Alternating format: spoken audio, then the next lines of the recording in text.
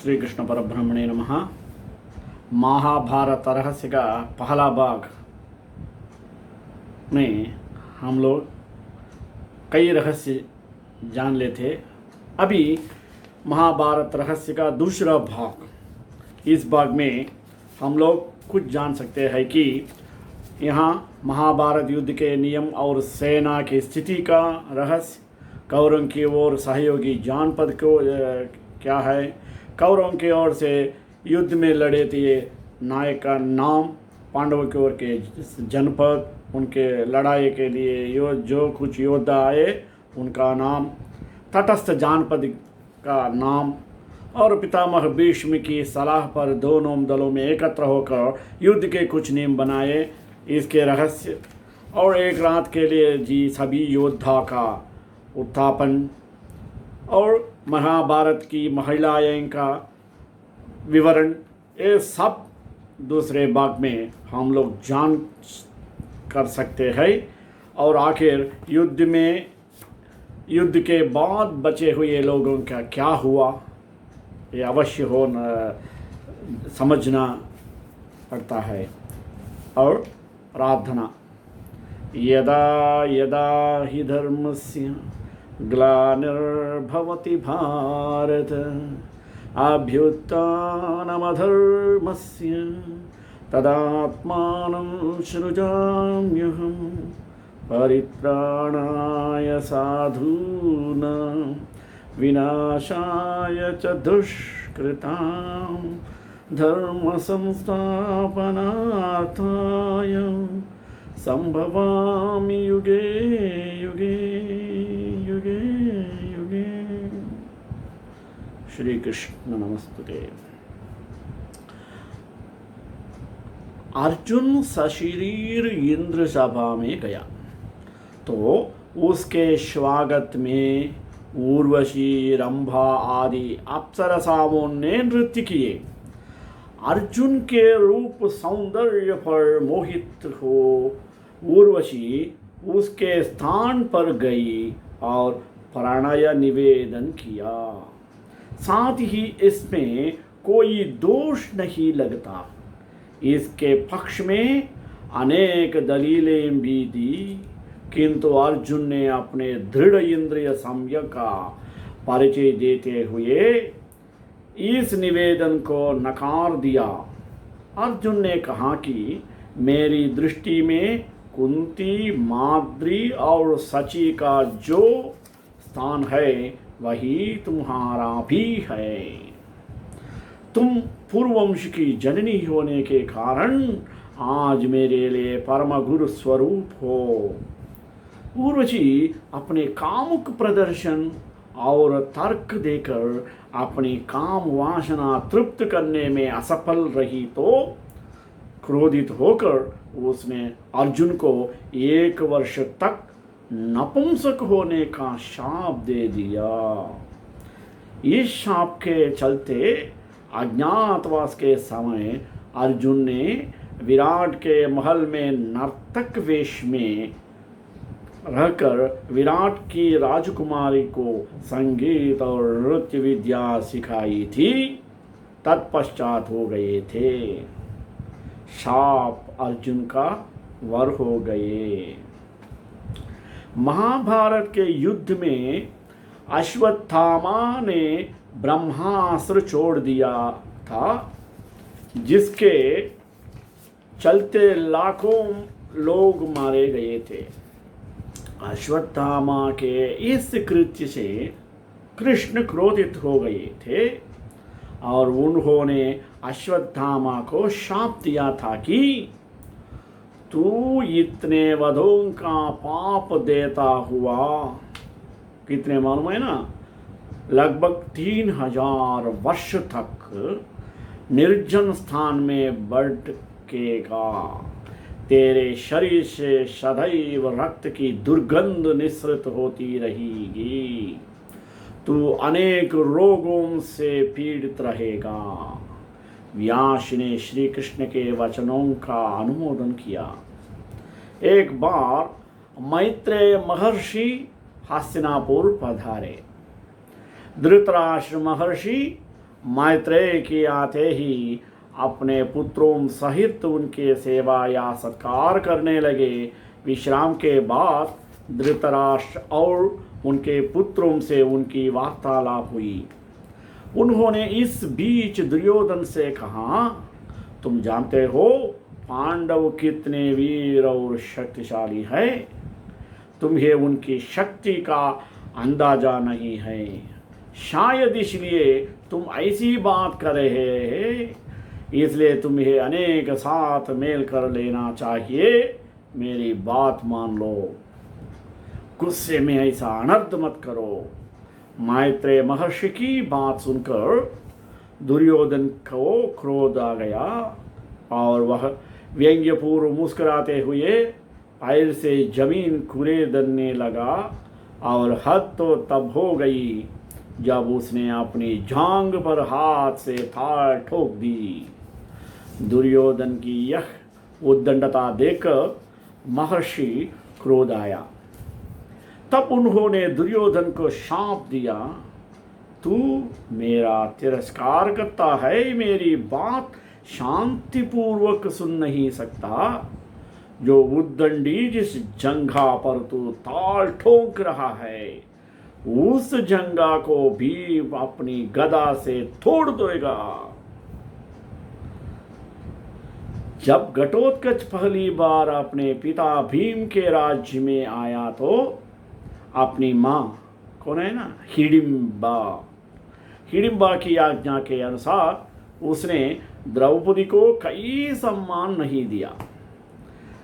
द्रौपदी को अपमान महसूस हुआ और उसे बहुत गुस्सा आया और शाप दे दिया कि जो दुष्ट, तेरा जीवन बहुत छोटा होगा, तदा तू बिना किसी लड़ाई के मारा जाएगा। महाभारत युद्ध के नियम और सेना की स्थिति। महाभारत युद्ध से पूर्व पांडवों ने अपनी सेना का पड़ाव कुरुक्षेत्र के पश्चिमी क्षेत्र में सरस्वती नदी के दक्षिणी तट पर बसे समंत्र पंचक तीर्थ के पास हिरण्यवती नदी, वो सरस्वती नदी का सहायक नदी है, वो के तट पर डाला। कौरवों ने कुरुक्षेत्र में पूर्वी भाग में वहां से कुछ योजना की दूरी पर एक समतल मैदान में अपना पड़ाव डाल। दोनों ओर के शिविरों में सैनिकों के भोजन और घायलों के इलाज की उत्तम व्यवस्था ही। हाथी, घोड़े और रथों की अलग व्यवस्था भी थी। हजारों शिविरों में से प्रत्येक शिविरों में प्रचुर मात्रा में खाद्य सामग्री, अस्त्र शस्त्र, यंत्र और कई वैद्य और शिल्पी वेतन देकर रखे गए। दोनों सेनाओं के बीच में युद्ध के लिए 5 योजना और 40 किलोमीटर का घेरा छोड़ दिया गया था। कौरवों की ओर से सहयोगी जनपद का नाम समझना अवश्य। गांधार, मद्र, सिंध, काम्बोज, कलिंग, सिंहल, दरद, मगध, पांड्य, त्रिपुरा, कैतव, यवन, त्रिगर्त, प्राग्ज्योतिषपुर, सौवीर, निषाद, कुल मिलाकर 41 जनपद। 41 कौरवों के ओर से यो योद्धा लड़े थे, उनका नाम भीष्म, द्रोणाचार्य, कृपाचार्य, कर्ण, अश्वत्थामा, मद्र नरेश शल्य, भूरिश्रवा, आलम्बुषा, कृतवर्मा, कलिंगराज, श्रुतायुध, शकुनी, भगदत्त, जयद्रथ, विंद, अनुविंद, काम्बोजरान, सुदक्षिण, बृहक्वल, दुर्योधन या उसके 99 भाई सहत्य अन्य हजारों का योद्धा। पांडवों की ओर थे जानपद का नाम पांचाल, छेदी, काशी, करुष, मत्स्य, केकय, सृंजय, दक्षाण, सोमक, कुंती, आनप, दाशेरक, प्रभद्रक, अनूपक, किरात, पटच्छर, तितिर, चोल, पांड्य, वत्स आदि कुल मिलाकर 33 पांडवों की ओर से लड़े थे ये योद्धा। उनके नाम भीम, अर्जुन, नकुल, सहदेव, युधिष्ठिर। द्रौपदी के 5 पुत्रों सात्यकी, उत्तमौजा, विराट, द्रुपद, धृष्टद्युम्न, अभिमन्यु, पांड्यराज, घटोत्कच, शिखंडी, युयुत्सु, कुंतीभोज, उत्तमौजा, शैव्य और अनूपराजनी। इन दोनों के बीच में तटस्थ जानपद कौन है? विदर्भ, शाल्व, चीन, लौहित्य, शोणित, नेपा, कोंकण, कर्नाटक, केरल, आंध्र, द्रविड़ आदि ने इस युद्ध में भाग नहीं लिया। पितामह भीष्म की सलाह पर दोनों दलों ने एकत्र होकर युद्ध के कुछ नियम बनाए। उनके बनाए हुए नियम निम्नलिखित है। क्या? नियम के बिना युद्ध न करना है, इसलिए ये नियम ऐसा होता है। देखिए और सुनिए। पहला, प्रतिदिन युद्ध सूर्योदय से लेकर सूर्यास्त तक ही रहेगा। सूर्यास्त के बाद युद्ध नहीं होगा। दूसरा नियम, युद्ध समाप्ति के पश्चात छल कपट छोड़कर सभी लोग प्रेम का व्यवहार करेंगे। 3, रची रची से, हाथी वाला हाथी वाली से और पैदल पैददेसी ही युद्ध करेगा। 4, एक वीर के साथ एक ही वीर युद्ध करेगा। 5, भय से भागते हुए या शरण में आए हुए लोगों पर अस्त्र शस्त्र का प्रहार नहीं किया जाएगा। 6, जो वीर निहत्था हो जाएगा उस पर कोई अस्त्र नहीं उठाया जाएगा। 7, युद्ध में सेवक का काम करने वालों पर कोई अस्त्र नहीं उठाएगा। ये 7 नियम भीष्म ने कहा था। एक रात के लिए जी उठे सभी योद्धा। कैसा? सुनिए। ऐसी मान्यता और किंवदंती है, पुकार है, महाभारत युद्ध में मारे गए सभी शूरवीर जैसे कि भीष्म, द्रोणाचार्य, दुर्योधन, अभिमन्यु, द्रौपदी के पुत्र कर्ण, शिखंडी आदि एक रात के लिए पुनर्जीवित हुए थे। यह घटना महाभारत युद्ध खत्म होने के 15 साल बाद घटित हुई थी। यह उस समय की बातें है जब धृतराष्ट्र, कुंती, विदुर, गांधारी और संजय वन में रहते थे। एक दिन वन में उनसे मिलने युधिष्ठिर पधारे, तभी यह घटना घटी। विदुर जी के प्राण त्यागने के बाद धृतराष्ट्र के आश्रम में महर्षि वेदव्यास आए। तब उन्होंने पता चला कि विदुर जी ने शरीर त्याग दिया। तब उन्होंने बताया कि विदुर धर्मराज के अवतार थे और युधिष्ठिर भी धर्मराज का ही अंश हैं। इसलिए विदुर जी के प्राण युधिष्ठिर के शरीर में समा गए। वेदव्यास महर्षि ने धृतराष्ट्र, गांधारी और कुंती से कहा कि आज मैं तुम्हें अपनी तपस्या का प्रभाव दिखाऊंगा। तुम्हारी जो इच्छा हो वह मांग लो। तब धृतराष्ट्र या गांधारी ने युद्ध के मुहूर्त अपने पुत्रों तथा कुंती ने कर्ण को देखने की इच्छा प्रकट ही। द्रौपदी आदि ने कहा कि वे भी अपने परिजनों को देखने चाहते हैं। वेदव्यास महर्षि ने कहा कि ऐसा ही होगा। युद्ध में मारे गए जितने भी वीर हैं उन्हें आज रात तुम सभी देख पाओगे। ऐसा कहकर महर्षि वेदव्यास ने सभी को गंगा तट पर चलने के लिए कहा।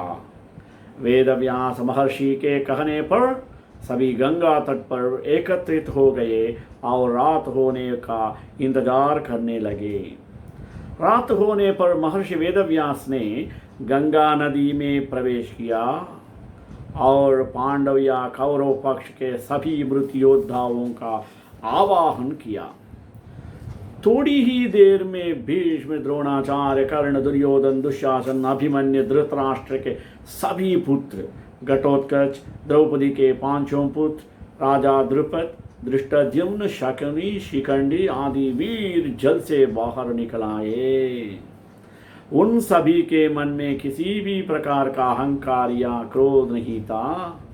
महर्षि वेदव्यास ने धृतराष्ट्र या गांधारी को दिव्य नेत्र प्रदान किए। अपने मृत परिजनों को देख सभी के मन में हर्ष छा गया। सारी रात अपने मृत परिजनों के साथ बिताकर सभी के मन में संतोष हुआ। अपने मृत पुत्र, भाई, पतियों और अन्य संबंधियों से मिलकर सभी का संताप दूर हो गया। इस प्रकार वह अद्भुत रात समाप्त हो गई। ये अद्भुत रहस्य सब लोग नहीं जानते। अभी समझ लिया था ना। महाभारत की महिलाएं कहते हैं कि महाभारत में एक से बढ़कर एक सुंदर स्त्रियां थी। जितने वे सुंदर थी उससे वही ज्यादा ज्ञान संपन्न भी थी। माना यह है कि उनमें से कि कुछ स्त्रियों के कारण महाभारत हुआ। यह आम धारण है कि जल, जोरू और जमीन के लिए ही युद्ध होते रहे हैं। हालांकि कुछ विद्वान मानते हैं कि महाभारत युद्ध के कारण कुछ और भी थे। महाभारत में भूमि बंटवारा युद्ध का सबसे बड़ा कारण था। लेकिन दूसरे लोग ये मानते हैं कि बंटवारा शांतिपूर्वक हो सकता था, लेकिन कुछ महिलाओं की जिसके कारण कौरवों और पांडवों के बीच कटुता बढ़ गई, जिसके परिणाम स्वरूप युद्ध हुआ। अभी महिलाओं का चरित्र चित्रण। पहला, सत्यवती। महाभारत की शुरुआत राजा संतनु के दूसरी पत्नी सत्यवती से होती है। पहली पत्नी गंगा के पुत्र भीष्म ने तो सत्यवती के कारण ही ब्रह्मचर्य की प्रतिज्ञा ले ली थी, क्योंकि सत्यवती चाहती थी कि भीष्म या उसका कोई पुत्र हस्तिनापुर की गद्दी पर न बैठे, बल्कि मेरा ही पुत्र गद्दी का अधिकार बने और अधिकारी बने। यदि शांतनु सत्यवती को न चाहते तो कुरुवंश का भाग कुछ और ही होता। इस राजा ने एक स्त्री के लिए अपने पुत्र भीष्म के जीवन को नष्ट कर दिया। इससे पता चलता है कि शांतनु एक सामान्य राजा था। उसने अपने राज्य तथा पुत्र के प्राथमिकता न देकर अपनी भोग वृत्ति को प्राथमिकता दी। तो यह कहना उचित होगा कि सत्यवती ही एक प्रमुख कारण थी, जिसके चलते हस्तिनापुर की गद्दी के कुरुवंश नष्ट हो गया। यदि भीष्म सौगंध नहीं खाते तो वेदव्यास के 3 पुत्र पांडु, धृतराष्ट्र और विदुर हस्तिनापुर के शासक नहीं होते, या यह कहे कि उनका जन्म भी नहीं होता। तब इतिहास ही कुछ और होता। और दूसरा, सुभद्रा। सुभद्रा तो कृष्ण की बहन थी, जिसने कृष्ण के अर्जुन से विवाह किया था। जबकि बलराम के हट के चलते ही तो कृष्ण ने सुभद्रा का अर्जुन के हाथों हरण करवा दिया था। बाद में द्वारका में सुभद्रा के साथ अर्जुन का विवाह विधिपूर्वक संपन्न हुआ। विवाह के बाद वे 1 वर्ष तक द्वारका में रहे और शेष समय पुष्कर क्षेत्र में व्यतीत किया। 12 वर्ष पूरे होने पर वे सुभद्रा के साथ इंद्रप्रस्थ लौट गए और लौट आए। और लक्ष्मणा, स्त्रीवाचक। श्री कृष्ण की 8 पत्नियों में एक जाम्बवती थी। जाम्बवती कृष्ण के पुत्र नाम सांब था। सांब का दिल दुर्योधन भानुमति की पुत्री लक्ष्मणा पर आ गया था और वे दोनों प्रेम करने लगे थे। दुर्योधन के पुत्र का नाम लक्ष्मण था और पुत्री का नाम लक्ष्मणा। दुर्योधन अपनी पुत्री का विवाह श्री कृष्ण के पुत्र से नहीं करना चाहता था। भानुमति सुदक्षिण की बहन और दुर्योधन की पत्नी थी। इसलिए एक दिन सांब ने लक्ष्मणा से प्रेम विवाह कर लिया और लक्ष्मणा के अपने रथ में बैठकर द्वारिका ले जाने लगा। जब यह बात कौरवों को पता चली तो कौरव अपनी पूरी सेना लेकर सांब से युद्ध करने आ पहुंचे। कौरवों ने सांबा को बंदी बना लिया। इसके बाद जब श्री कृष्ण और बलराम हस्तिनापुर पहुंच गए, बलराम ने कौरवों से निवेदन पूर्वक कहा कि सांब को मुक्त कर उसे लक्ष्मणा के साथ विदा कर दे। लेकिन कौरवों ने बलराम की बात नहीं मानी। तब बलराम ने अपना रौद्र रूप प्रकट दिया। पहले बार वे अपने हल से ही हस्तिनापुर की संपूर्ण धरती को खींचकर गंगा में डूबने चल पड़े। यह देखकर कौरव भयभीत हो गए। संपूर्ण हस्तिनापुर में हाहाकार मच गया। सभी ने बलराम से माफी मांगी और तब सांब को लक्ष्मणा के साथ विदा कर दिया। द्वारिका में सांबा और लक्ष्मणा का वैदिक रीति से विवाह संपन्न हुआ। और कुंती का चित्रण। कुंती और माद्री दोनों ही पांडु की पत्नियां थी। यदि पांडु को शाप नहीं लगता तो उनका कोई पुत्र होता जो गद्दी पर बैठता, लेकिन ऐसा नहीं हुआ।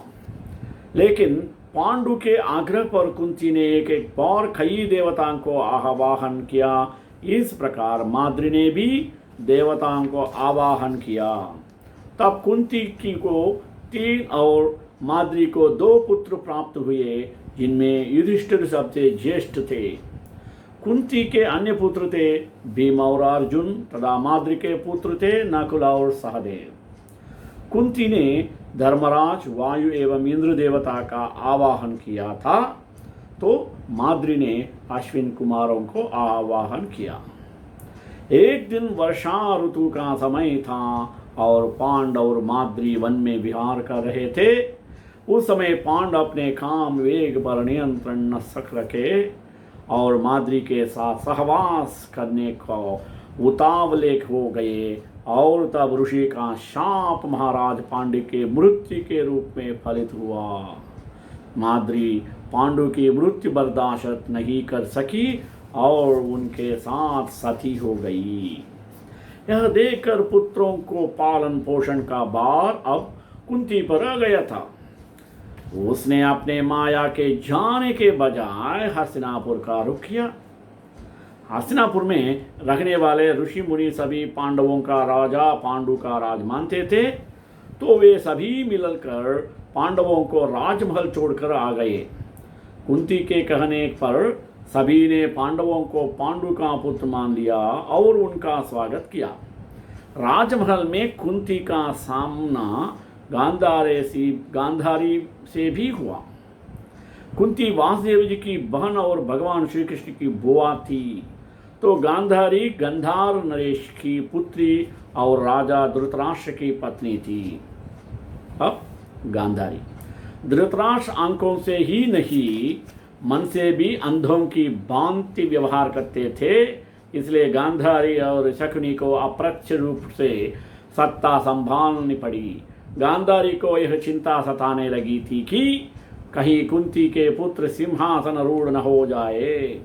ऐसे में शकुनी ने दुर्योधन के भीतर बाल्यकाल से ही पांडवों को प्रति घृणा का भाव भर दिया था।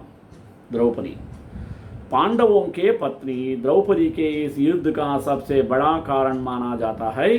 महाभारत के अनुसार जब दुर्योधन इंद्रप्रस्थ के देखने गया तो एक जगह उसने रंगोली बनी देखी और उसने समझा कि यह कितना सुंदर फार्श है, लेकिन असल में वह जल से भरा थाल था। दुर्योधन उसमें गिर पड़ा।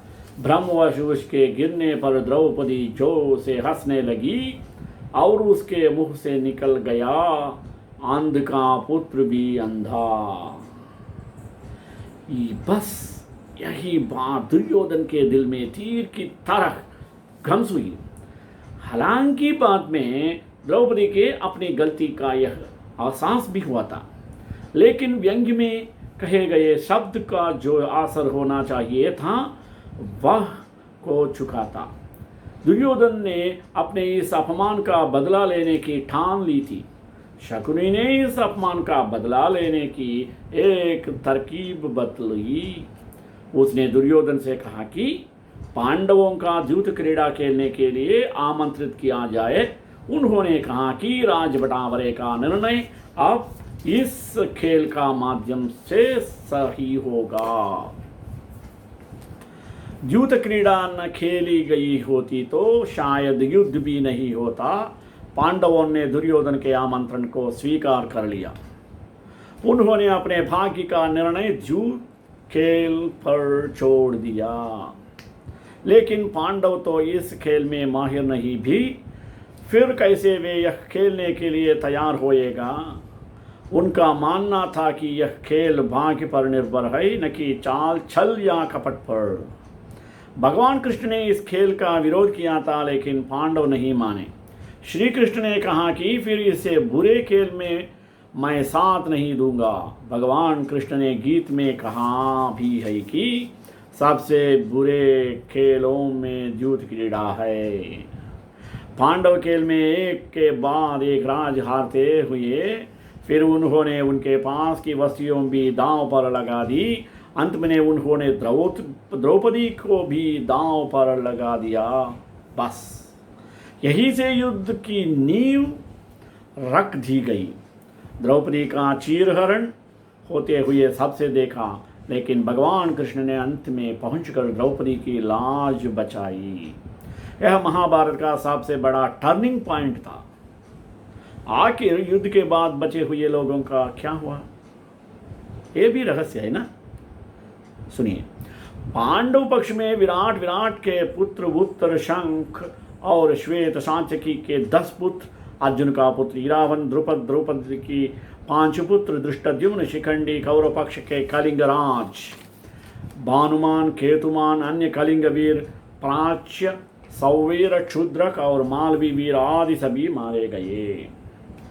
लाखों लोगों के मारे जाने के बाद लगभग 24,165, इसका मतलब 24,165 कौरव सैनिक लापते हो गए थे, जबकि महाभारत के युद्ध के पश्चात कौरवों की तरफ से 3 और पांडवों की तरफ से 15 यानी कुल 18 योद्धा ही जीवित बचे थे। माना जाता है कि महाभारत युद्ध में एकमात्र जीवित बचा कौरव युयुत्सु था। युधिष्ठिर ने युद्ध के मैदान में ही सभी योद्धाओं को अंतिम क्रियाकर्म करवाया था। महाभारत युद्ध की समाप्ति के बाद कृतवर्मा, कृपाचार्य, युयुत्सु, अश्वत्थामा, युधिष्ठिर, अर्जुन, भीम, नकुल, सहदेव, श्री कृष्ण, सात्यकी आदि जीवित बचे थे। इसके अलावा धृतराष्ट्र, द्रौपदी, गांधारी, विदुर, संजय, बलराम, श्री कृष्ण आदि की पत्नियां आदि भी जीवित थे। युद्ध के बाद शाप के चलते श्री कृष्ण के कुल में भी आपसी युद्ध शुरू हुआ, जिस कृष्ण ने पुत्र आदि सभी मारे गए। बलराम ने यह देखकर समुद्र के किनारे जाकर समाधि ले ली। श्री कृष्ण को प्रभास क्षेत्र में एक बहेलिए ने पैर में तीर मार दिया, जिसे कारण बनाकर उन्होंने देह त्याग दी। बचे लोगों ने कृष्ण के कहने के अनुसार द्वारका छोड़ दी और हस्तिनापुर की शरण ली। यादवों और उनके बौद्ध गणराज्यों का अंत होता है। कृष्ण की बसाई द्वारका सागर में डूब गई। धृतराष्ट्र और गांधारी ने पांडवों के साथ रहते रहते 15 साल गुजार दिए। तब एक दिन भीम ने धृतराष्ट्र और गांधारी के सामने कुछ ऐसे बातें कह दी, जिसे सुनकर उनके मन में बहुत शोक हुआ और दोनों वन चल गए। उनके साथ गांधारी, कुंती, विदुर और संजय भी वन में रहकर तप करने लगे। विदुर और संजय इनकी सेवा में लगे रहते और तपस्या किया करते थे। एक दिन युधिष्ठिर के वन में पधारने के बाद विदुर ने देह छोड़कर अपने प्राणों को युधिष्ठिर में समा दिया। फिर एक दूसरे दिन जब धृतराष्ट्र और अन्य गंगा स्नान कर आश्रम आ रहे थे, तभी वन में भयंकर आग लगा गई। दुर्बलता के कारण धृतराष्ट्र, गांधारी और कुंती भागने में असमर्थ थे, इसलिए उन्होंने उसी अग्नि में प्राण त्यागने का विचार किया और वही एकाग्रचित होकर बैठ गए। इस प्रकार धृतराष्ट्र, गांधारी और कुंती ने अपने प्राणों का त्याग कर दिया। संजय ने यह बात तपस्वियों को बताई और वे स्वयं हिमालय पर तपस्या करने चल गए। धृतराष्ट्र, गांधारी और कुंती मृत्यु का समाचार जब महल में फैला तो हाहाकार मच गया। तब देवर्षि नारद ने उनको धैर्य बंधाया। युधिष्ठिर ने विधिपूर्वक सभी का श्राद्ध कर्म करवाया और दान दक्षिण देकर उनकी आत्मा की शांति के लिए संस्कार किए। इस प्रकार महाभारत में कई महान योद्धाओं ने युद्ध लड़ा था। कौरवों की सेना से जही कहीं ज्यादा शक्तिशाली थी, लेकिन कौरवों की ओर से लड़ने वाले कुछ और भी महान योद्धा थे, जिनके महाभारत के युद्ध में पहले ही भगवान श्री कृष्ण ने अपने युक्ति से निपटा दिया था। यही है महाभारत का रहस्य। श्री कांताय कल्याण ने देने रेतराम श्री वेंकटनिवासाय श्रीनिवासाय मंगलम मंगलाशासनप्रैर्मदाचार्य पुरोगमैः सर्वैश्च पूर्वैराचार्य सद्गुणायास्तु मंगलम्।